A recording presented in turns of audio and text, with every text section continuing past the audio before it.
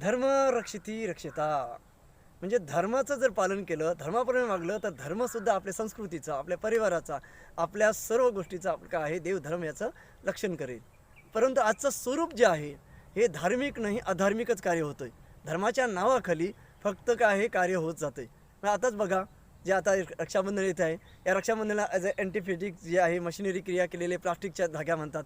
पण वास्तविक जे शास्त्राप्रमाणे वेदांतमध्ये सांगितलेलं आहे, की रक्षाबंधन सदा भवंतु ह्या जर मंत्राने आपल्या कुलदेव ग्रामाचे स्मरण करून त्याला हळदी कुंकू जर लावला आणि तो जरी धागा बांधला तरी काय आहे त्या देवतेचं ते देवतं आपण ज्याला राखी म्हणतो किंवा लक्षात घ्या त्याचं आपलं काय आहे नात्याचं हे रक्षण होतं.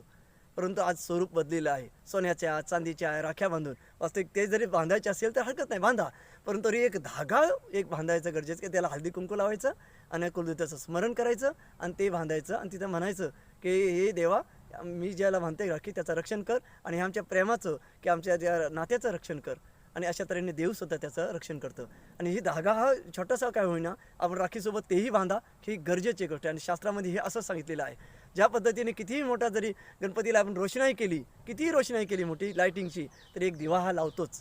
किती मोठा गणपती असेल तरी पण एक पानाचा विड्यावर सुपारी ठेवतोच. लक्षात घ्या, कितीही मोठी देवीची मूर्ती आणल्या तरी पण आपण कळसावर देवीचे पूजन करतोच. हे धार्मिकतेचं लक्षण हे शास्त्रामध्ये सांगितलेलं आहे. आणि हे जर आपण शास्त्रामध्ये पालन केलं तर आपलंही खऱ्या अर्थाने धर्म रक्षिती रक्षिता होणार.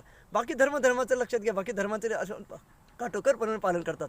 आपण जे आहोत हिंदू म्हणून आहोत आणि खरं जर हिंदू आपण असेल तर राखीसोबत एक धागा नक्कीच न्या की ज्याला हळदी कुंकू आणि कुलदेवतेचं स्मरण करून आपल्या भावाच्या हाताला बांधा. तर तेच खरी रक्षाबंधन खरी होईल. जय सनातन.